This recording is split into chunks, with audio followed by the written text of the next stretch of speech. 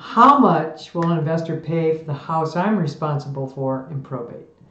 That's our topic today.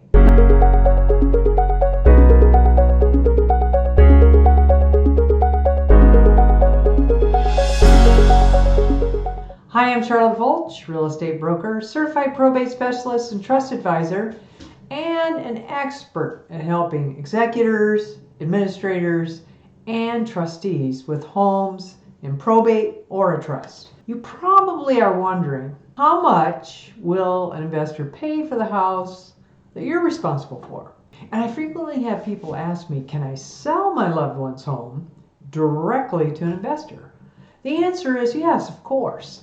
If you are responsible for a piece of real estate currently in a probate, or perhaps as a trustee, you've acquired it because your loved one has passed away, and you have become responsible to handle all the details of their estate, including the sale of the home.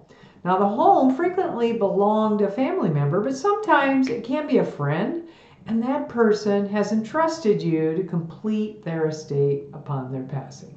Now, some people consider selling directly to an investor because the home needs a lot of work. Some people fall for that statement, you won't have to pay any commissions.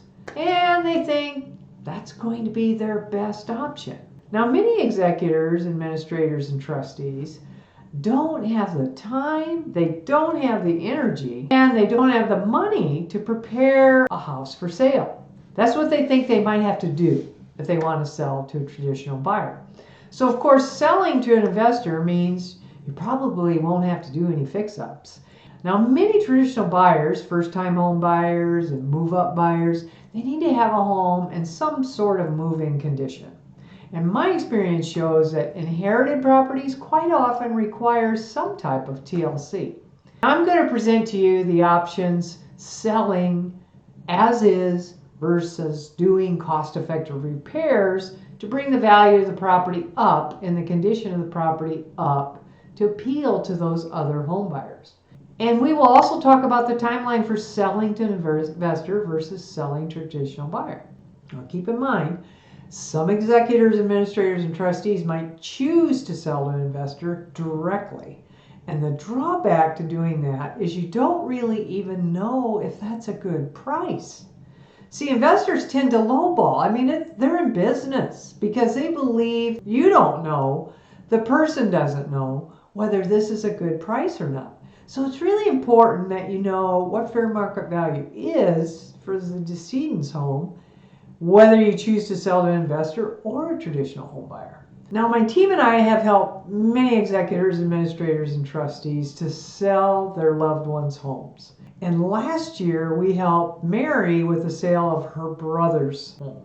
And when I first met with Mary and her husband, Jim, we actually had to sit outside because Mary's brother was a heavy smoker. And the house really had that smell. So I presented the option of selling as is, and we figured somewhere in the low 300s. We'd get an investor to purchase the property versus some cost-effective repairs. But Mary chose to have my team and I organize the repairs instead. And the cost-effective repairs did cost $30,000, but here's the good news. The property sold very quickly for $471,000. So in Mary's case, she made the right decision to invest the funds into the property to remediate the smoke smell. And then regarding the timeline, investors will say, we can close quickly. We can have a 7-day close of escrow. But that's not really accurate. And the reason for that is because in the case of probate, a notice of proposed action, meaning the action you are taking to sell the property, it must be drafted by your probate attorney, mailed to all the beneficiaries. Now, once that document, which is referred to as a NOPA, Notice of Proposed Action, once it's mailed out to the beneficiaries, there's a 15-day period that nothing can happen.